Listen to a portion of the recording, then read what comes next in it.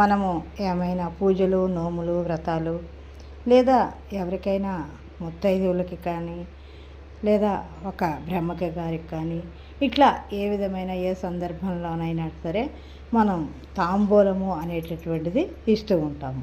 అసలు తాంబూలము అంటే ఏమిటి? తాంబూలం అంటే 3 ఆకులు, 3 తమలపాకులు.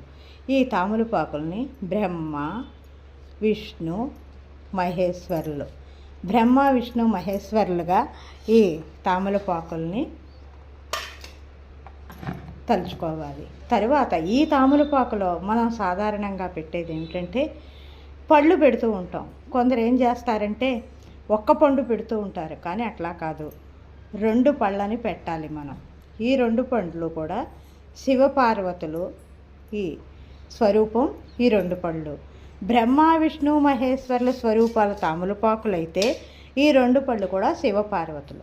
అదేవిధంగా తాంబూలంలో మనం ఒక్క పెడుతూ ఉంటాం. ఇప్పుడు ఏం చేస్తున్నారంటే ఒక్క పలుకో లేకపోతే ఒక్క పొడో పెట్టు, అది కాదు, 2 ఒక్కలు అనమాట అండి. ఈ విధంగా 2 ఒక్కలు మనం తాంబూలం. ఈ 2 ఒక్కలు ఎవరు?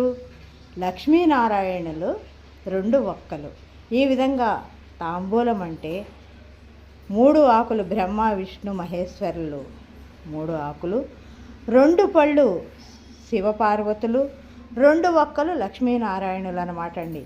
ఈ విధంగా మనం ఎవరికైనా తాంబూలం సమర్పించేటప్పుడు ఈ విధంగా మనం తాంబూలం ఇవ్వాలి సుమా.